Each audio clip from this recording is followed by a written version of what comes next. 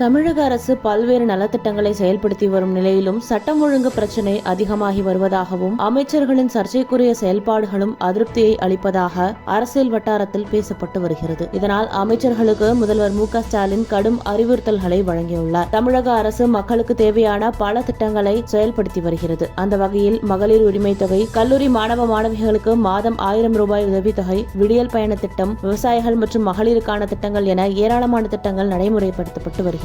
இருந்தபோதும் திமுக ஆட்சியில் அதிக அளவிலான சட்டம் ஒழுங்கு பிரச்சனை வருவதாக எதிர்க்கட்சிகள் விமர்சித்து வருகின்றன. இப்படி இருக்க அமைச்சர்களின் செயல்பாடும் முதலமைச்சர் மு.க.ஸ்டாலினை அதிருப்தியில் ஆழ்த்தியுள்ளது. அந்த வகையில் கடந்த சில மாதங்களாகவே திமுக அமைச்சர்கள் மீதான விமர்சனம் பேசப்பட்டு வருகிறது. இந்த நிலையில் அமைச்சர் பொன்முடி பெண்களின் இலவச பேருந்து பயணத்தை ஓசி டிக்கெட் என விமர்சித்த போதும், அதனைத் தொடர்ந்து ஆதி திராவிட அதிகாரியை ஜாதி பெயரை கூறி அழைத்த போதிலும் சர்ச்சையில் சிக்கினார். இதையடுத்து சமீபத்தில் சைவ வைணவ சமயங்களின் குறியீடுகளை தவறாக ஒப்பிட்டு பேசியும் பெண்களை அவதூறாக பேசியும் இதனை அடுத்து பொன்முடியின் கட்சி பதவி பறிக்கப்பட்டது.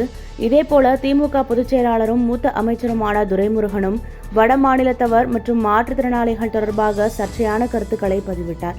இதனால் திமுக அமைச்சர்களின் செயல்பாடுகள் பெரிதளவில் விமர்சிக்கப்பட்டது. எதிர்க்கட்சிகளும் போராட்டத்தில் ஈடுபட்டன. இந்த நிலையில் நேற்று அமைச்சரவை கூட்டத்தில் அரசு சார்பாக பல்வேறு முக்கிய முடிவுகள் எடுக்கப்பட்டது. இதனைத் தொடர்ந்து அமைச்சர்களுக்கு முதலமைச்சர் மு.க.ஸ்டாலின் முக்கிய அறிவுறுத்தல் வழங்கியுள்ளார். சென்னை தலைமைச் செயலகத்தில் நேற்று முதலமைச்சர் மு.க.ஸ்டாலின் தலைமையில் அமைச்சரவை கூட்டம் நடைபெற்றது. இக்கூட்டத்தில் தமிழ்நாடு விண்வெளி தொழில் கொள்கைக்கு ஒப்புதல் அளிக்கப்பட்டு பின்னர் முதலமைச்சர் மு.க.ஸ்டாலின் உரையாற்றினார். அப்போது அரசுக்கு அவப்பெயரை ஏற்படுத்தும் வகையில் செயல்பாடுகள், பேச்சுகள் இருக்கக்கூடாது என அமைச்சரவை கூட்டத்தில் அமைச்சர்களுக்கு அறிவுறுத்தியதாக தகவல்கள் வெளியாகியுள்ளது. மேலும் அடுத்த ஆண்டு சட்டசபை தேர்தல் நடைபெற உள்ளதால் துறை ரீதியான பணியை விரிவுபடுத்தவும் உத்தரவிடப்பட்டுள்ளதாக கூறப்படுகிறது. அமைச்சர்கள் பொன்முடி, துரைமுருகன் ஆகியோரின் பேச்சு சர்ச்சையான நிலையில் முதலமைச்சர் இவ்வாறு அறிவுறுத்தியுள்ளது குறிப்பிடத்தக்கது.